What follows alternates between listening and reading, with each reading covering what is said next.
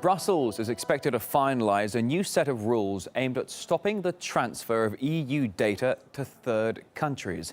It's the first attempt at legislation in reaction to the revelations of whistleblower Edward Snowden.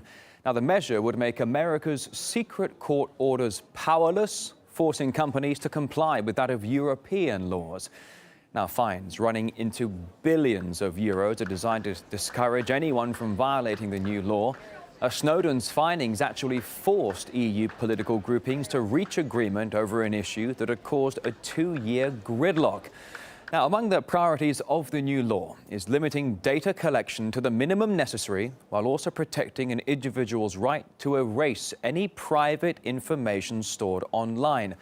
And Annie Machon, a former MI5 agent, thinking that there's still a lot of room for improvement when it comes to the issue of protecting one's privacy. I do think it's a good first step. It's certainly something that the European community tried to do over 10 years ago.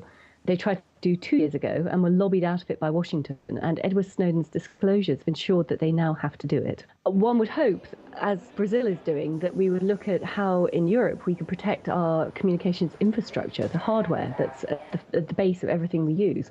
Because if we can't trust that, and at the moment we can't because it's very much under US control, then we have some serious problems.